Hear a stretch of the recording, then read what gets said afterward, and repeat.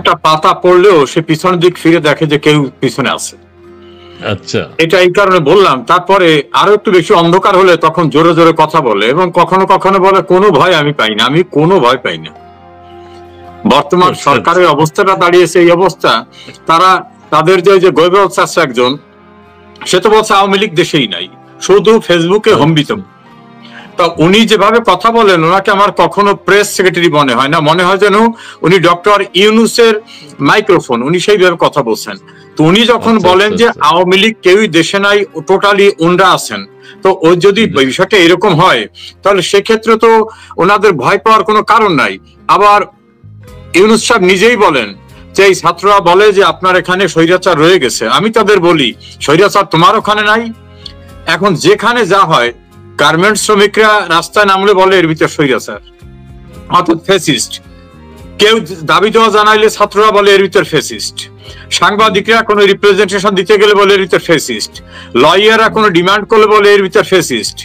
এখন ওনারা অন্ধকারে সবখানি আওয়ামী লীগ দেখতেছে, এই জন্য অন্ধকারের ভিতরে আওয়ামী লীগ দেখতেছে। ওনাদের ভাষায় যদি আওয়ামী লীগ কোথাও না থাকে তাহলে তো আর এত পুলিশি ব্যবস্থার দরকার নাই। ওনারা প্রতি মুহূর্তে মনে করেন আওয়ামী লীগ এসে গেল, আওয়ামী লীগ এসে গেল।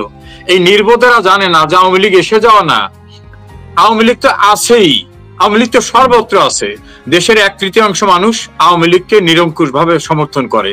তো ধরুন এর ভিতরে 110 জন এমপি জেলখানায় আছে, 38 জন মন্ত্রী, প্রতিমন্ত্রী, উপমন্ত্রী বা মন্ত্রী পদমর্যাদার ব্যক্তিরা জেলখানায় আছেন।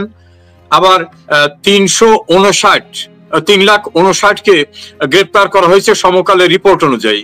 তো সেই জায়গায় যে পরিমাণ লোককে গ্রেপ্তার করা হয়েছে এবং পরিমাণ লোক আছে, এর বাইরে অধিকাংশ লোকই তো জেলের দেশের ভিতর রয়েছে। তা দেশের ভিতর থাকা মন্ত্রী, এমপি, সাধারণ মানুষ, এই মানুষগুলোকে ওরা প্রতিনিয়ত খোঁজে, সামনে যাকে দেখে মনে করে এ ফ্যাসিস্ট। এই কারণে অজানা একটা আতঙ্কে। আর বিশেষ ব্যবস্থাটা নিয়ে হচ্ছে খুবই দুঃখজনক। বিশেষ ব্যবস্থা তো শেখ হাসিনাকে ক্ষমতার থেকে সরিয়ে দেওয়ার পরের দিন থেকেই বিশেষ ব্যবস্থা চলছে। শেখ হাসিনাকে সরিয়ে দেওয়ার পরে যদি বিশেষ ব্যবস্থা চলতে থাকে, কিরকম ভাবে আর্মি আছে, র্যাব, পুলিশ, বিজিবি, তারপর ওনাদের উচ্ছৃঙ্খল যে মব বাহিনী, এরা সবাই থাকা অবস্থায় আবার বিশেষ ব্যবস্থা লাগবে কোন কারণে? বিশেষ ব্যবস্থা তো চলমানই আছে, নতুন করে নাম দিতে পারে, এই যে আর কিছু না, চলমান নাম দিয়েছে। আচ্ছা, চলমান আছে বিশেষ ব্যবস্থা। এখন দর্শকদের মধ্যে থেকে অনেকে মন্তব্য করছেন, কেউ কেউ, যে আপনাকে প্রশ্ন করতাম যে আওয়ামী লীগ কি আসলে কিছু করতে যাচ্ছে এই 11 দিনের মধ্যে? সরকার এত উদ্বেগ উৎকণ্ঠার মধ্যে আছে কেন? মুন্না, কমেন্টসটা যদি পারো দেখিয়ে দিও। এরকম অনেকে বলছেন আওয়ামী লীগ কি আসলে কিছু করতে যাচ্ছে, সরকার এত ভয় পেয়েছে কেন? দেখুন, আওয়ামী লীগ কাছে প্রশ্ন এমন কিছু করছে যার কারণে থরথর করে কাঁপছে। জি, ধানমন্ডি 32। ধরুন আমাদের এমন একটা আইডিয়া ছিল যে শেখ হাসিনার সরকার খুব ভালো কিছু করে নাই, ঠিক আছে, কিছুদিন আমরা চুপচাপ থাকি, মানুষ দেখুক। এখন মানুষ যখন দেখছে যে তাদের অত্যন্ত প্রিয় দেবপ্রিয় ভট্টাচার্য যখন বলছে যে 28 লাখ লোক কর্মহীন হয়ে গেছে, 149টি ইন্ডাস্ট্রি বন্ধ হয়ে গেছে, ডক্টর ইউনূস 11টি দেশে গেছে, সেখান থেকে 4 আনা পয়সাও আসে নাই, আমেরিকায় পোশাক রপ্তানি করা হতো, এই পোশাক শিল্পের সঙ্গে জড়িত লক্ষ লক্ষ মানুষ। তো সেই ক্ষেত্রে পোশাক রপ্তানির খাত বন্ধ হয়ে যাচ্ছে, কারণ এত শুল্ক ট্যাক্স ইম্পোজ হয়ে যাচ্ছে। যখন কোনো কিছু হচ্ছে না তখন মানুষ চিৎকার করে রাস্তায় বলতেছে শেখ হাসিনাই ভালো ছিল, শেখ হাসিনাই ভালো ছিল। এখন সবাই যখন বলছে শেখ হাসিনাই ভালো ছিল, এমনকি টকশোতে ধরুন মাসুদ কামাল, তৃতীয় মাত্রা জিল্লুর রহমান, মঞ্জুরুল ইসলাম পান্না থেকে শুরু করে এম এ আজিজ, যারা তীব্র আওয়ামী লীগ বিরোধী, এর একজন আওয়ামী লীগের পক্ষে না, তারাই যখন বলতেছে যে এই সরকার একটা বাটপার, এই সরকারে দিয়ে কিছু হবে না, এই সরকার কোনো নির্বাচনে দেবে না, এরা কিছু আনতে পারতেছে না। কেউ কেউ তো বলতেছে যে এটা আন্তর্জাতিক সরকার, কারণ এদের যত উপদেষ্টা পরিষদ ম্যাক্সিমাম বিদেশি। ফলে এই হতাশা থেকে এরা মনে করতেছে যে আমরা তো ব্যর্থ হয়ে গেলাম। তারপরে তাদের যারা পারিষদ, এই পারিষদ যেখানে যায় সেখানে ধাওয়া খায়। ধরেন ময়মনসিংহে গেছে, দেখলাম একজনে ব্যঙ্গ করে লিখছে যে দৌড় প্রতিযোগিতায় হাসনাত আব্দুল্লাহ নাকি দৌড় প্রতিযোগিতা, মানে মানুষ ধাওয়া করতেছে, দৌড়াইতেছে। আবার গোপালগঞ্জের কাহিনীটা দেখলাম যে উনি একটা বক্তৃতা দিচ্ছেন, সেই ফুটেজটা পাশে, কাকে ভয় দেখান, আমরা ভয় পাই না, আবার উনি দৌড়ে ওই মিলিটারি সাজোয়া যানের ভিতরে ঢুকতেছে। তারপর গেছে কক্সবাজার, সেখানে বাধার সম্মুখীন হয়েছে। এরপরে গেছেন গাজীপুরে, সেখানে মার খেয়ে আসছেন। চিটাগাঙে মঞ্চে বোতল মারতেছে। এখন এরা বুঝতে পারছে যে আর্মি, র্যাব, বিজিবি, পুলিশ দিয়ে যখন কিছু হচ্ছে না, এই সবখানে আওয়ামী লীগ, এ কারণে আতঙ্কে আছে। তবে আমি যারা প্রশ্ন করেছেন তাদের উদ্দেশ্যে বলতে চাই, আওয়ামী লীগ আছে। আর একটা কথা মনে রাখবেন, আত্মরক্ষার জন্য প্রতিরোধ গড়ে তোলার অধিকার কিন্তু আইনগতভাবে আমার আছে। আমাদের নেতা কর্মীদের, আমাদের মব আক্রমণ করা, আমাদের জেলে ঢুকানো, মিথ্যা মামলায় দেওয়া, গোপালগঞ্জের মতো নারকীয় ঘটনা ঘটাতে আবার যদি চায়, তাহলে প্রতিরোধ গড়ে তোলার জন্য কিন্তু আওয়ামী লীগ সুসংগঠিত হচ্ছে। এটা হয়তো ওরা বুঝতে পেরেছে, এজন্য আতঙ্কে অন্ধকারের ভিতরেও ছায়া দেখতেছে যে এই যে আওয়ামী লীগ, এই আওয়ামী লীগ, চতুর্পাশে আওয়ামী লীগ। ধন্যবাদ আপনাকে। আচ্ছা, এখন যে বিষয়টি বলতে চাই, আপনি এনসিপির কথা বলেছেন, নিশ্চয়ই দৌড় প্রতিযোগিতা তারা অংশগ্রহণ করেছে ময়মনসিংহে বা গোপালগঞ্জে তারা যে অ্যাটাক করেছে পুলিশ বাহিনী বা সেনাবাহিনীর সদস্যদের উপস্থিতিতে, কক্সবাজারের কথা বললেন, কিন্তু এনসিপিতে তাদের কর্মসূচি পালন করেছে এবং 3 তারিখ তারা শহীদ মিনারে ইশতেহার পাঠ করবে। তারা তো এগিয়ে যাচ্ছে। এখন ইশতেহার পাঠ করলে দেশের কি কি পরিবর্তন হবে বলে আপনি মনে করেন? এই ইশতেহার নিয়ে দীর্ঘদিন আলোচনা হচ্ছে। জি প্লিজ।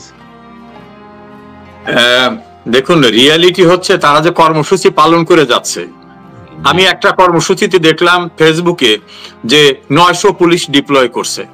900 পুলিশ থাকলে আর জনগণ একজনও লাগবে না, ওরাই ভাষণগুলো শুনবে। গোপালগঞ্জের প্রোগ্রামে আপনি দেখছেন কিনা, মঞ্চ দেখায়, মঞ্চের সামনে দেখায় না, কারণ গোপালগঞ্জটা আমার বাড়ির সঙ্গে, সামনে দেখায় না মানে চেয়ার ফাঁকা, কোনো লোক নাই। তো এভাবে কিন্তু পুলিশদের উদ্দেশ্যে তারা যে প্রোগ্রাম করে বেড়াচ্ছে, কারণ অডিয়েন্স কিন্তু এখন পুলিশ, র্যাব, বিজিবি, আর্মি, অন্য কেউ না। তো সেই জন্য তারা ওই কর্মসূচি নিয়ে তারাও নিজেরাও বুঝতে পারছে যে সঙ্গে কোনো লোক নাই। আবার একটা ভয়ঙ্কর ঘটনা ঘটালো, উমামা ফাতেমা তাদের নেত্রী, সে তো ফেসবুকে লাইভ করতে করতে কাঁদতে কাঁদতে বললেন যে এর শেকড় অনেক গভীরে, আর জুলাই আন্দোলনকে মানি মেকিং মেশিনে পরিণত করা হয়েছে। আবার আর একজন তাদের মহিলা নেত্রী, তিনি বললেন কি, ইসরাফিল জানো, উনি বললেন যে নীলা ইসরাফিল, হ্যাঁ নীলা ইসরাফিল, তিনি বললেন যে এই কারণে এদের সঙ্গে থাকছি না, চিত্র জগতের বাঁধন, তিনি বললেন আমরা প্রতারিত হয়েছি। এভাবে এখন যখন লোক সব ধীরে ধীরে চলে যাচ্ছে, তখন কর্মসূচি ক্লোজ করে শহীদ মিনারে নিয়ে আসা হচ্ছে।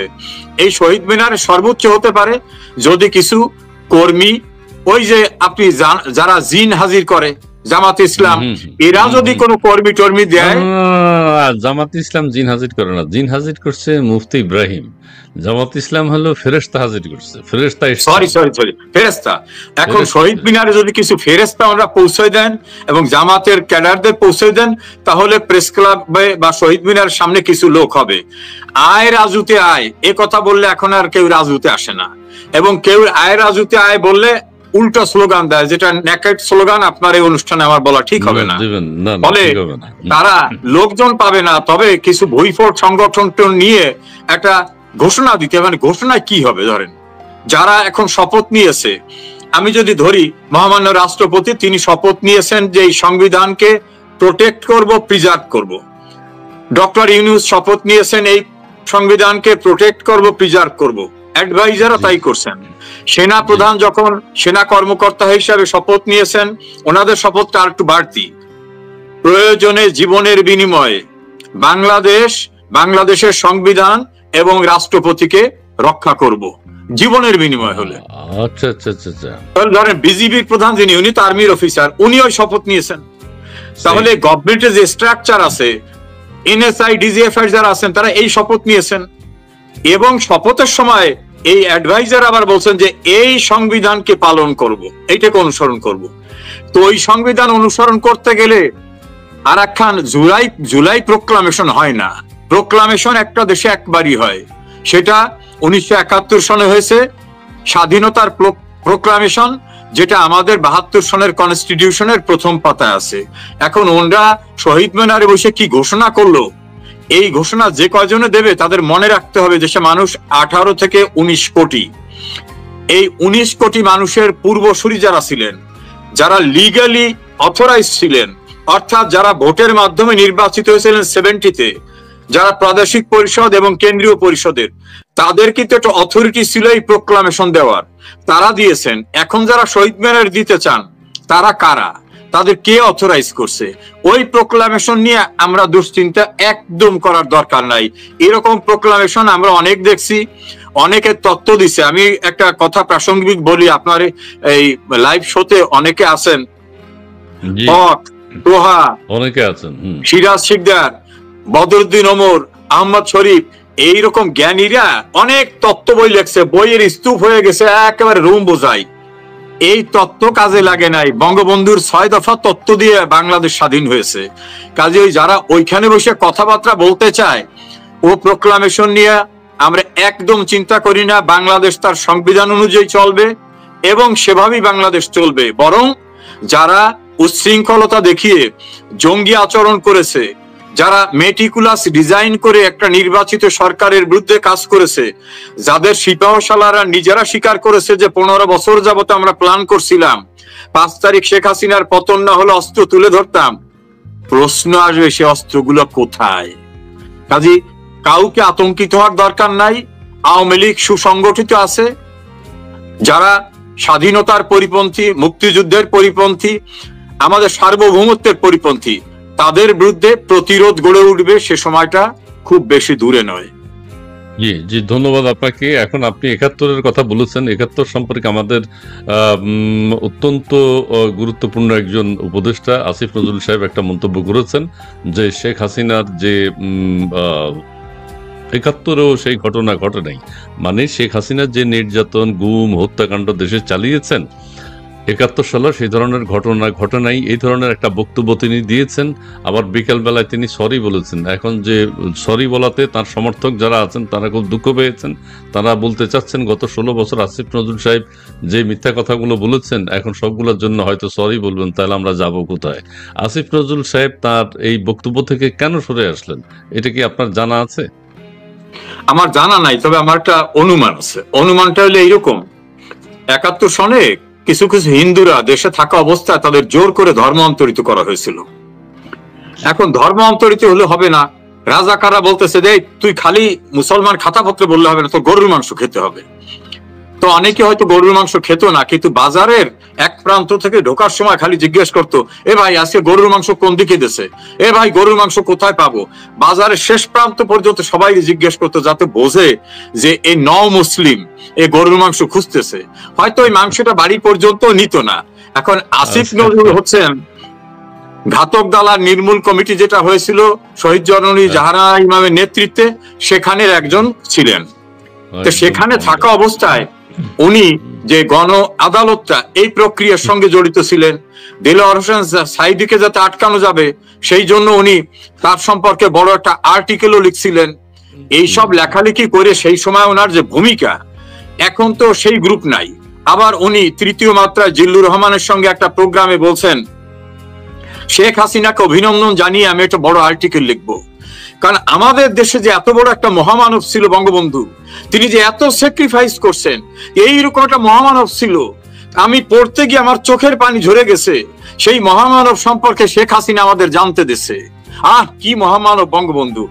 এইভাবে যেসব কথাবার্তা বলছে জামাত বা স্বাধীনতা বিরোধীরা কিন্তু সেগুলো ভোলে নাই।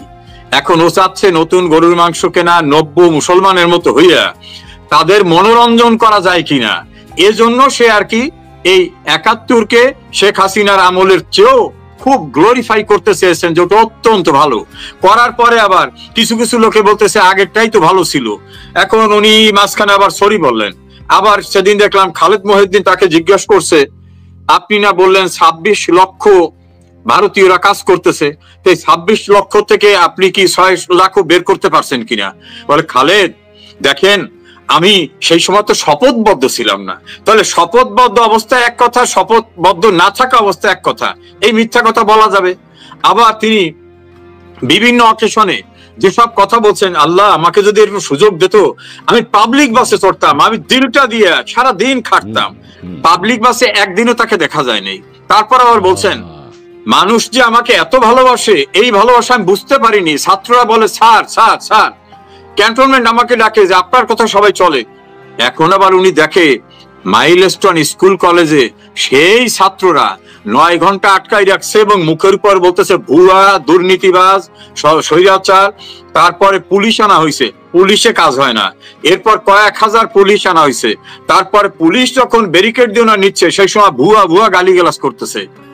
এই সময় আসিফ নজরুল বুঝতে পারছেন যে উনি কত জনপ্রিয়, কারণ দিন কয়েক পরে তো আর পুলিশ থাকবে না, তখন অবস্থাটা কি হবে। এই জন্য আসিফ নজরুল এখন লেজে গোবরে জড়িয়ে পড়ছে। খন্দকার ভাই, আমার মনে হয় উনি এখন বিদিক হয়ে গেছে।